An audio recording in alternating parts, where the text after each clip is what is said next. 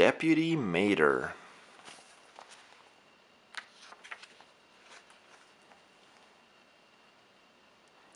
Early one morning, Sally, the shiny blue sports car, was busy working at the Cozy Cone Motel. She'd had a lot of customers lately. Radiator Springs was full of visiting cars hoping to catch a glimpse of Lightning McQueen. Sally heard a loud vroom outside. Lightning must be back from his latest race, she said to herself. She rolled outside to welcome him home. But Lightning wasn't the one revving his engine. 3 tricked-out cars with loud engines and even louder radios zoomed through town. Sally didn't like to see other cars ruining the peace and quiet. She drove over to Flo's V8 Cafe to see if anyone else had seen or heard the fancy cars zipping through town. She found Sheriff and Fillmore at the cafe. Sheriff was trying to explain why the traffic light only flashed yellow. "That tells cars to drive carefully," Sheriff said.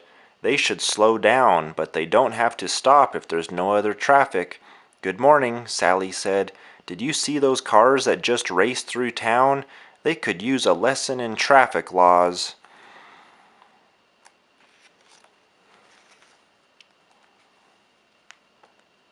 "I've seen those cars around before," Sheriff said. "I haven't been able to catch them yet. They don't follow the speed limit, and I bet they don't even know we have a traffic light in town." Sally and Sheriff drove down Main Street. They wanted to see if any other cars had seen the speeders.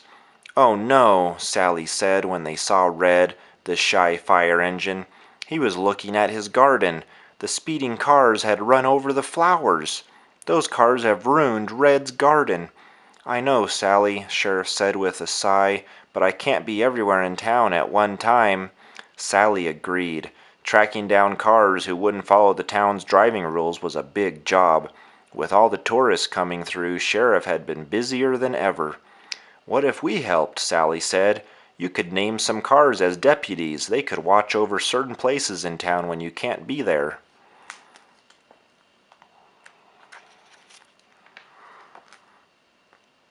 "That's a great idea," Fillmore said. "I bet lots of cars would be willing to help."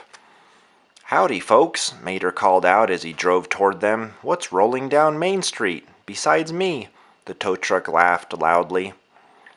"Mater, why are your sides white?" Sally asked. "Oh, shoot," Mater said. "I asked Ramon if he could patch up my rusty spots, and he had the wrong paint in the sprayer." "Looks like the perfect spot for a sticker," Fillmore said. "Or a deputy badge," Sally said. "Mater, would you want to help Sheriff catch any rule breakers who come through town?" "Me?" Mater asked. "Why, sure, Miss Sally. I've always wanted to stop rule breaking." "No, Mater," Sheriff interrupted. "As a deputy, you'll be on the lookout for rule breaker cars who can't follow the speed limit or obey the laws of our town."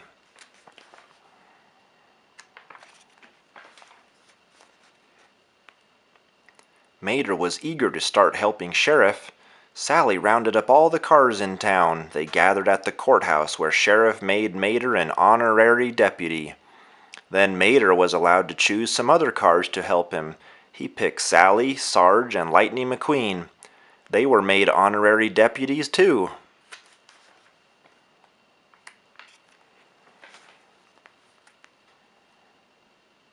After all of Mater's deputies were sworn in, Ramon painted a Radiator Springs badge on their doors. Then the cars set to work.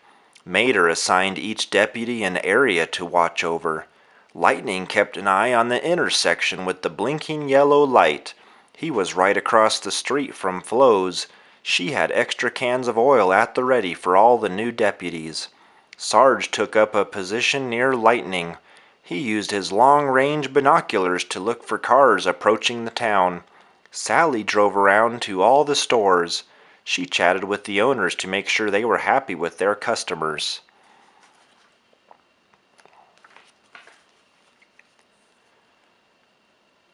The town was quiet and peaceful, just the way the cars wanted it. Mater drove through town, keeping an eye out for rule-breaking cars. He also checked in with each of his deputies. "This is a tough job," he told Lightning, "but I'm just the tow truck to do it." Lightning smiled. His friend was doing a great job. There hadn't been any sign of trouble in town for the whole day. Suddenly they heard Sarge call out, "Incoming! Speeding cars approaching town!" All the deputies gathered on Main Street. Mater rolled to the front of the crowd. The cars could feel the thump of loud music through their tires. They waited for the visitors to come into view. "They're the same cars that sped through here the other day," Sally whispered to Lightning.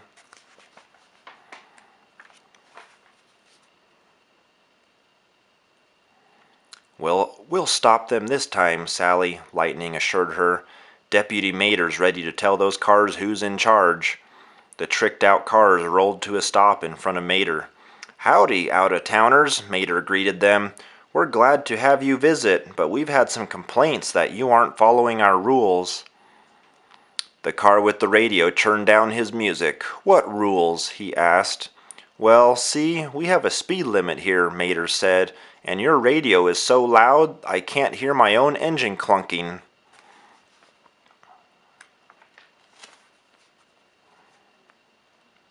"Isn't that the speed limit?" one of the cars asked. He pointed toward the 66 posted at the side of the road. Mater looked at the sign. He chuckled, then he burst out laughing.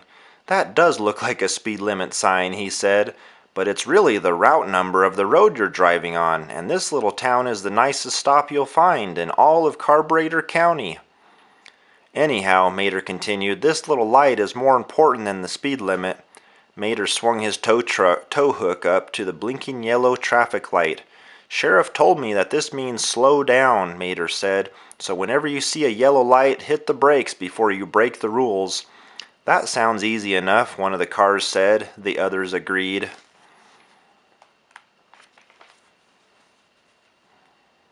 Mater invited the out-of-towners to stay for a can of oil at Flo's. The cars followed Mater slowly down the street to the cafe. All the deputies joined them. They'd had fun helping Sheriff keep order in town, and now they were ready to celebrate a job well done.